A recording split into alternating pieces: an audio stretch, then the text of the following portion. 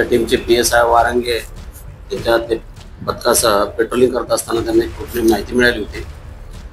Electronic मार्केटमध्ये कोणतरी एक व्यक्ती अंमली पदार्थाची विक्री करत आहे अशी माहिती मिळाल्यावरून ते त्या ठिकाणी गेले।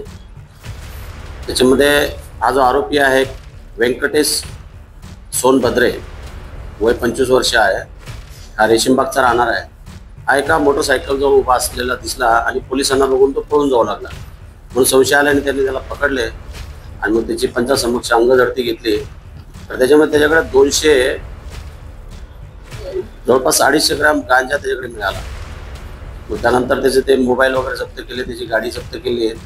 त्याच्यावरून त्याच्यामध्ये हा शेख सलीम याच्या सांगण्यावरून तो हे काम करत होता, तो त्याला पण त्याच्यामध्ये आरोपी करण्यात आला आहे।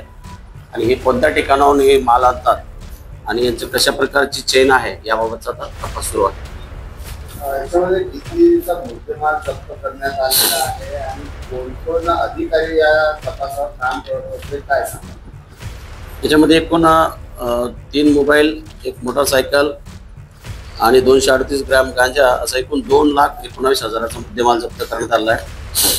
याच्यामध्ये EPH चंद्रकांत ममताबादे, PSI वारंगे आणि त्यांच्यासोबतचे अंमलदार होते, यांनी ही कारवाई केली। कुठल्या वरिष्ठ अधिकाऱ्यांच्या मार्गदर्शनाखाली कारवाई करण्याचा माननीय पोलीस आयुक्त सर यांचे ऑपरेशन सेंटरमध्ये त्यांचे जे आदेश आहेत त्यानुसार ही सर्व कारवाई सुरू असते।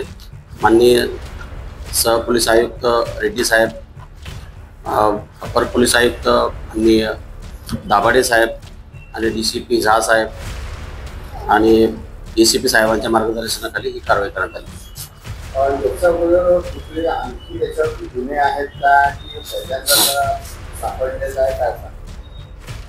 या बाबतीमध्ये आणखी आता शेख शकीलवरती यापूर्वी सुद्धा एक गुन्हा दाखल आहे याच ठिकाणी, आणि जो हा आरोपी आहे व्यंकटेश सोनभद्रे याच्यावरती काही गुन्हा दाखल नाही यापूर्वीचा, तरी त्याचं पूर्ण रेकॉर्ड वगैरे चेक करून योग्य ती कारवाई करून घेतो।